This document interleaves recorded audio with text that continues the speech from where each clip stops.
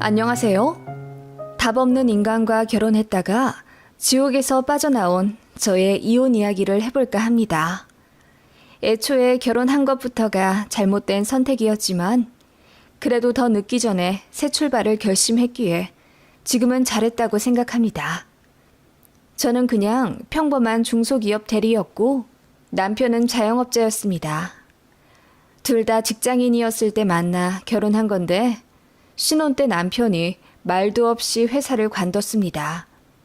시어머니가 하는 가게를 물려받고 싶다는 게 그 이유였습니다.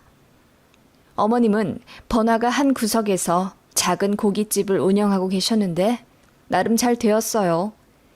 잘 벌 때는 한 달에 순수익 1,000만 원도 찍을 때가 있었고 보통은 200에서 300만 원 정도 수익을 남기셨습니다. 아버님이 일을 하실 만한 몸 상태가 아니었기 때문에 어머님 혼자 고군분투하며 20년 동안 혼자 자영업을 하신 거죠. 잘 된다고 해서 부자 시댁은 아니었어요. 시세 1억 2천 정도 되는 아파트, 자가로 하나 갖고 계셨지만 담보대출로 깡통 상태였고 어머님 버시는 돈으로 생활비랑 병원비 하며 쓰셨습니다. 저축을 좀 하고 계시는 줄 알았는데 어디다 다 쓰시는지는 몰라도 통장에 1,000만 원도 없으시다고 들었습니다. 제가 알기로는 시외가에 돈 들어갈 때가 많다고 들었어요.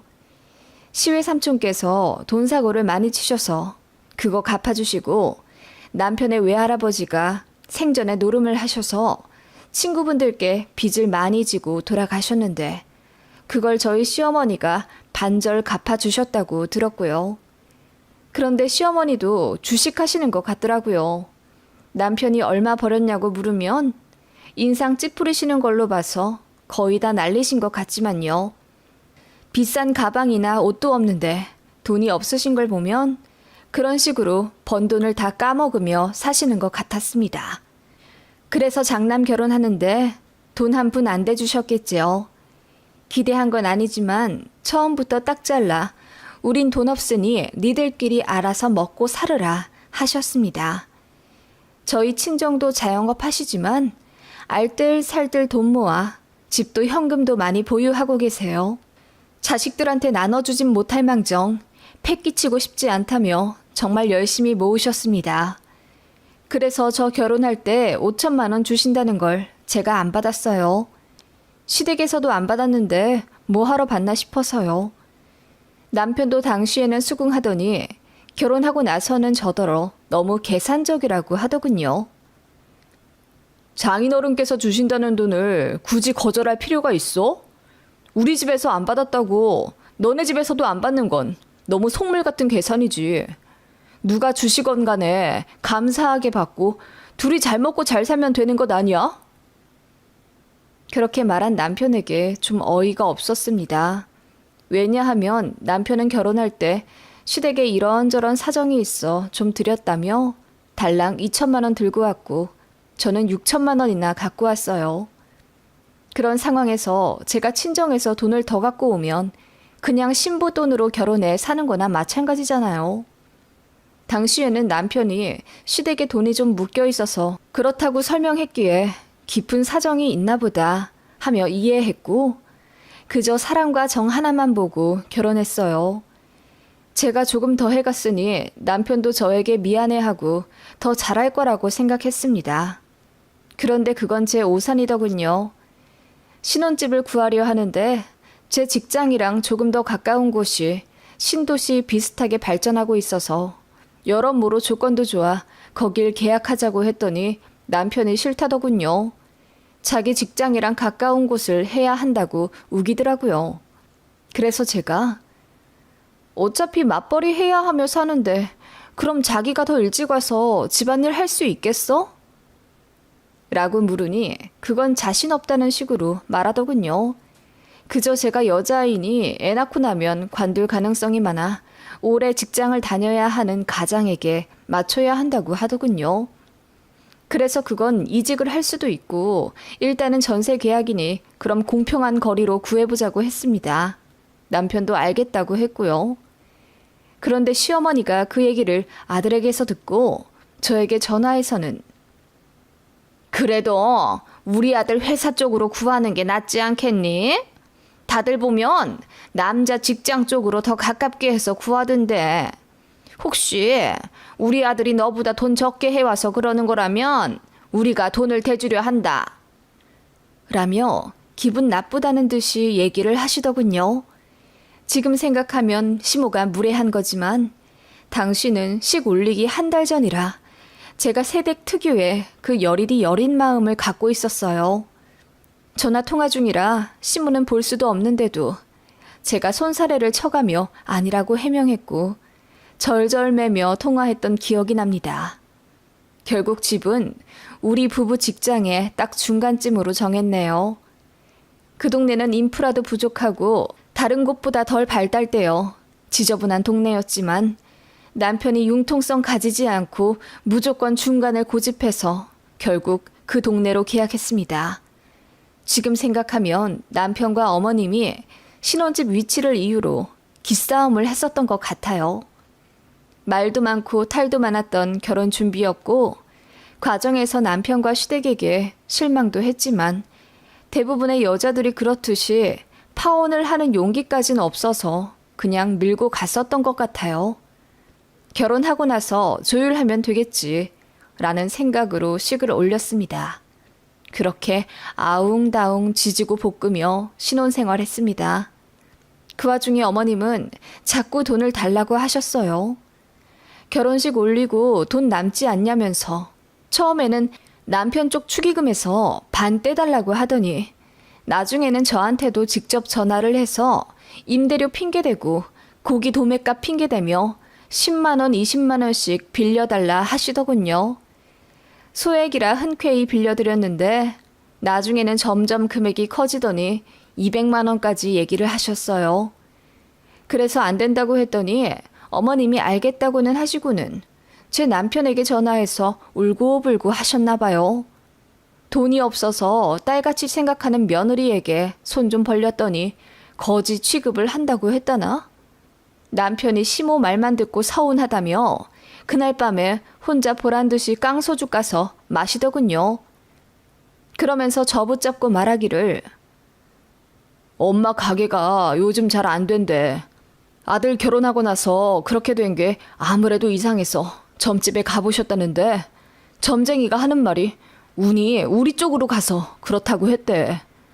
엄마는 그저 자식만 잘 살면 되니 상관없다고 하시는데 솔직히 그 말 듣고 내가 미안하지 않을 수 있겠어? 라며 눈물까지 글썽이더군요. 저는 점이나 사주 같은 걸 믿지 않는데 시댁은 엄청 맹신하는 분위기더라고요.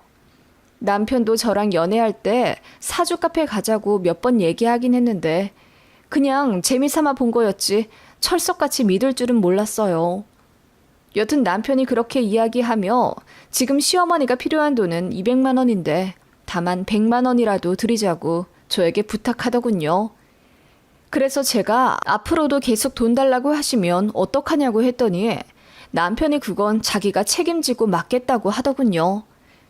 그렇게 100만 원 딱 해드리고 나서는 제 눈치를 보기는 보는지 그 이후로는 시어머니로부터 정말 전화가 안 왔어요.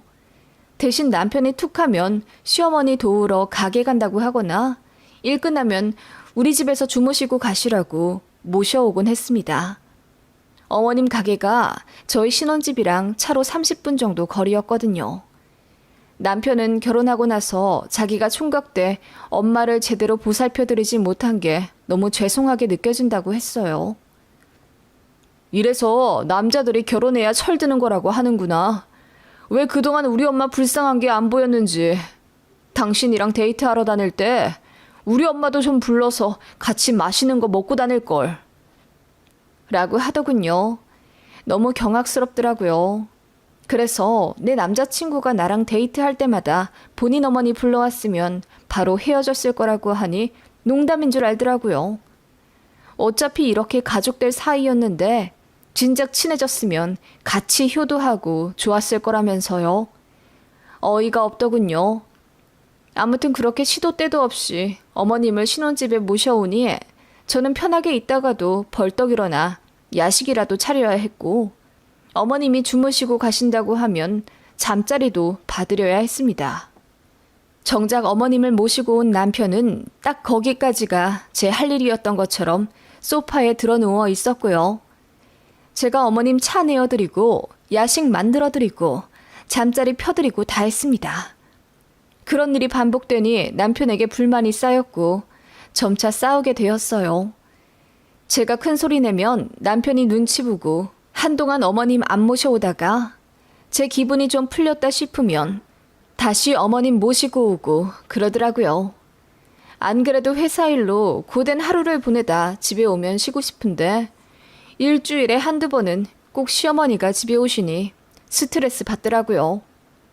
그런데 남편은 나중에 우리가 아이 낳으면 시부모님 손을 가끔 빌려야 할 텐데 염치 없이 구는 것보다 미리 잘 해드리고 도움 받는 게 낫지 않냐고 되려 저를 나무라더군요.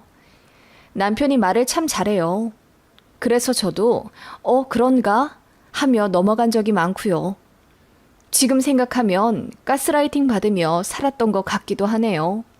그러던 와중 결혼 2년 차에 제가 임신을 했습니다.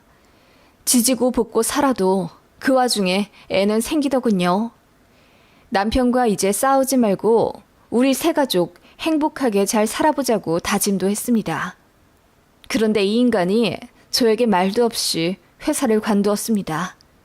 어머님 가게를 자기가 물려받아서 요즘 스타일대로 조금만 더 손대면 제대로 대박 날 것 같다고 그 전에도 자주 이야기했어요. 저는 장사가 보통 일도 아니고 지금 어머님 잘하고 계시는데 왜 물려받으려고 하냐, 시기상조다 라고 하며 말렸지만 결국 제 허락을 받는 것에 자신이 없었는지 사표부터 내고 왔더라고요. 그때가 임신 5개월이었어요. 남편 때문에 울면서 회사 다녔네요. 이왕 그렇게 사고 친 거 제대로 해보라고 했더니 인테리어 하게 돈 좀 달라고 하더군요. 기가 막혔습니다. 그렇게 3천만 원 대출받아 남편은 시어머니랑 같이 장사를 하기 시작했어요. 남편이 젊은 감성으로 가게를 꾸며 재오픈하니 사람들이 많이 몰리긴 하더라고요. 그렇게 첫 달은 매출 1,500만 원에 순수익 600만 원 정도로 마무리 지었습니다. 남편이랑 어머님이 손잡고 방방 뛰면서 이제 부자 될 일만 남았다고 환호성 지르더군요. 그렇게 남편은 하루 종일 가게에 있느라 저는 임신 기간 동안 남편의 케어를 받은 적이 없습니다. 저 혼자 밥 챙겨 먹고 저 혼자 잠들고 저 혼자 일어나 회사 다녔어요. 너무 서러웠지만 그래도 다 같이 잘 되기 위함이니 견디고 견뎠네요. 저희 친정 부모님이 저를 많이 안쓰러워하셨고 철없는 사위에게 한 소리 하고 싶었지만 이제 애 아빠도 되는 마당에 긁어 부스럼 만들 일이 뭐가 있을까 싶어서 참으셨다고 해요. 그렇게 장사라도 잘하는 줄 알았는데 이번엔 어머님이 사고를 치셨습니다. 아들이랑 같이 하는 장사가 잘 되니 이 기세 몰아 사업 제대로 확장하자며 그 바로 옆 상가까지 계약하셨다고 하더군요. 남편도 처음엔 놀랐지만 엄마가 다 뜻이 있어서 그랬을 거라며 제가 혹시라도 불만 갖지 못하도록 설탕 발린 말로 저를 설득했어요. 그렇게 몇 달간 그나마 벌었던 돈마저 까먹고 이제 새로 계약한 상가 보증금까지 내야 하니 또 대출을 받을 수밖에 없었습니다. 저는 이미 만삭이고 이제 아이 태어나면 정신이 없을 텐데 이 와중에 대책 없이 대뜸 가게부터 계약해버린 어머님이 너무 미웠어요. 어머님은 저 따위는 안중에도 없다는 듯 오직 돈돈거리며 이제부터 우리 팔자 제대로 피는 거다. 진작 아들이랑 동업할 걸 그랬다. 하시며 좋아하셨고 그 옆에서 남편도 해볼쭉 하더군요. 그렇게 남편과 시어머니가 새 가게에 매달려 사는 동안 출산일은 다가왔고 그렇게 아이를 낳았습니다. 남편은 바쁘다며 애 출산 당일에만 얼굴 비추고 그 다음날부터는 시무랑 또 가게 가 있더군요. 어머님 혼자 일하는 게 죄송스럽다면서요. 그런 저를 엄마가 안쓰러워하며 조리 도와주셨고 친정아빠는 제가 돈이 별로 없어 아기용품도 제대로 사지 않는 걸 보고 마음 아파하며 1,000만 원을 주셨습니다. 아이 유모차며 카시트도 다 중고로 구입하려 했는데 친정 부모님 덕분에 좋은 걸로 사게 되었어요. 남편도 처음엔 감사한 마음을 가지고 있더니 나중에는 그 돈도 탐내더군요. 친정에서 주신 돈 얼마나 남았어? 당신도 육아휴직 쓰니 우리가 돈이 별로 없네. 혹시 그 돈 생활비에 좀 보태줄 수 있어? 엄마 빚도 빨리 갚아드려야 하고. 무슨 소리야. 아이 물건 사라고 주신 돈이야. 앞으로 아이한테 큰돈 들어갈 때마다 요긴하게 쓸 돈이라고. 그런 게 어딨어. 돈은 그냥 돈인 거지. 지금 당장 우리 가게 월세부터 내야 나중에 애 물건도 살 수 있을 것 아니야. 월세부터 내자니? 이번 달 매출 잘 안 나왔어? 그게... 남편이 고개를 숙이며 가게 얘기를 안 하려 하더군요. 이상한 마음에 붙잡고 캐물으니 오픈빨이 끝나서 장사가 잘 안 된다고 울상이더군요. 그러게 무턱대고 가게 확장부터 하면 어떻게 하냐고 화를 냈더니 남편이 우리 엄마가 다 생각이 있어서 그렇게 한 거라고. 너 엄마랑 나 무시해? 라고 하며 화를 내더라고요. 아마 가게도 잘 안 되니 더 예민해졌던 것 같아요. 저는 저대로 아기 키우며 독박 육아하고 있는데 밖에 나가 시어머니랑 길바닥에 돈을 버리고 있는 남편이 너무 미웠습니다. 그래서 그때 통장 오픈을 좀 해보자고 했더니 남편이 자기를 못 믿냐며 방방 뛰더군요. 절대 안 보여줄 기세라 마음이 너무 착잡했습니다. 애 낳으면 도와줄 것처럼 굴던 시어머니도 가게 핑계로 아예 연락도 안 하시고 그리 원하시던 손자가 아닌 딸이라 실망하신 건지 관심도 없으셨어요. 게다가 뭔 놈의 돈이 자꾸 가게에 들어가는지 버는 돈에 비해 나가는 돈이 더 많은 듯 보였습니다. 그 정도 되니 제가 따로 모아둔 돈으로 아이 분유 사고 생활비 해서 쓸 수밖에 없었고 남편은 어느 순간부터 아이의 통장 내역을 꽁꽁 숨기더군요. 이렇게는 못 살겠다 싶어 아이 들쳐안고 가게로 갔습니다. 맨날 손님 많아 치이고 힘들다더니 막상 가니 파리만 날리고 있더군요. 어머님은 가게 구석에서 주무시고 계시고 그나마 딱 2테이블 상대하고 있는 건 남편 혼자였습니다. 그나마도 핸드폰 게임하면서 고개 숙이고 있느라 손님들 들여다보지도 않고 있었고요. 제 얼굴 보고 놀란 시모와 남편이 왜 왔냐고 되려 따지더군요. 저는 이대로는 못 살겠다며 둘 다 지금 뭐 하고 있는 거냐고 소리를 질렀어요. 그리고 통장 내역 까보라고 했지요. 안 보여주면 이혼할 거라고요. 그랬더니 남편이 그러더군요. 보여주면 이혼은 안 하겠다는 거지? 보고 딴소리 하지 마. 라고 하며 마침내 스마트폰을 열어 현재 통장 내역을 보여주었습니다. 세상에 마이너스 통장에 6천만 원이 찍혀 있더군요. 가게 하면서 빚만 낸 거였습니다. 어떻게 자금 관리를 이따위로 했냐고 화를 냈더니 어머님이 갑자기 울면서 내가 모자라서 그랬다. 내가. 우리 아들은 잘못이 없어. 라고 하시더군요. 얘기 들어보니 또 시외가에 돈 들어갈 일이 있어 제 남편 앞으로 빚을 끌어다 쓴 것 같았어요. 거기다 가게를 무리하게 확장하면서 들어간 돈도 있어서 벌어도 버는 게 아닌 상황이 맞았던 거죠. 그렇게 되니 어머님도 남편도 일할 맛이 떨어져 친절도가 떨어졌고 악평을 받게 되면서 손님도 떨어져 나간 거였어요. 그거 보니 이 집안과 더 엮이면 저까지 지옥의 구렁텅이로 빠져 들어갈 것 같다는 생각이 들었습니다. 남편은 제 심각한 마음도 모르고 장인어른께 돈 좀 달라고 하면 안 되려나? 첫째 낳았을 때 1,000만 원 주셨으니 둘째 낳으면 또 주시겠지? 우리 이럴 거면 자식으로 재테크할까? 라는 저질 농담을 하더군요. 그 말 듣고 나니 천년의 사랑도 식더군요. 저도 잘난 게 없어 잘난 사람 만나지 못할 거라고 생각했습니다. 외모도 못나고 성격도 내성적인 저 같은 사람을 이만큼 아껴준 사람도 없었기에 제 운명이라고 생각했습니다. 왜 아이를 낳고 나서야 제대로 눈을 뜨게 되는지 제 자신이 어리석게 느껴지더군요.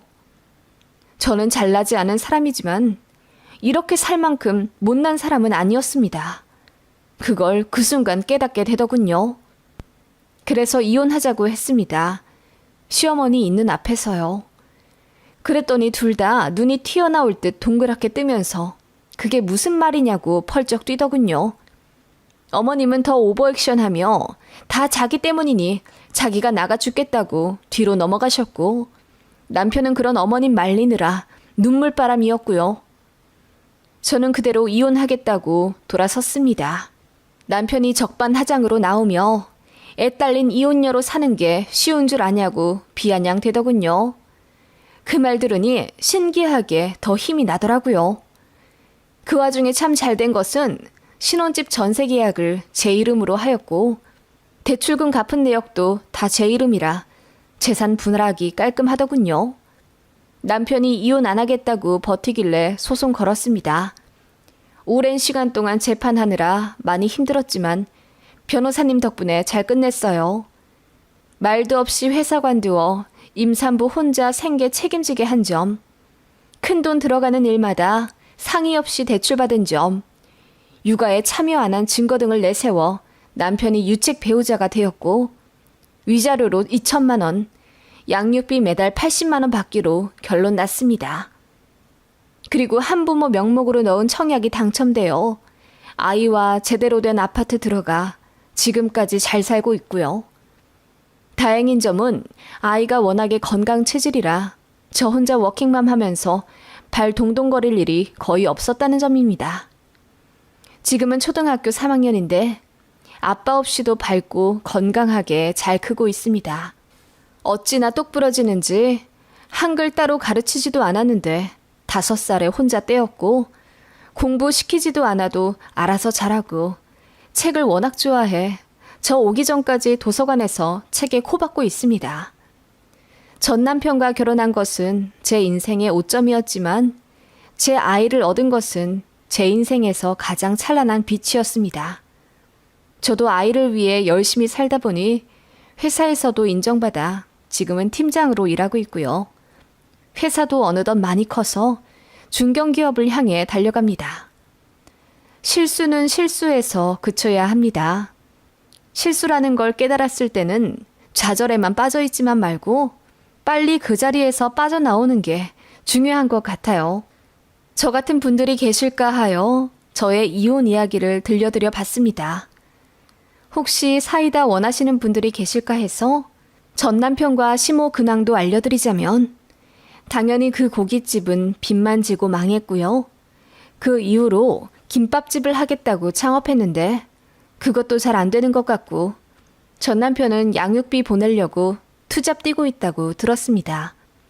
아마 지금 시댁과 제 남편은 돈방석이 아닌 빚더미 위에 앉아있을 겁니다. 전 남편은 이혼 이후 종종 울면서 재결합하고 싶다고 빌지만 그런 일은 죽어도 없을 테니 안심하세요. 긴 글 읽어주셔서 감사합니다.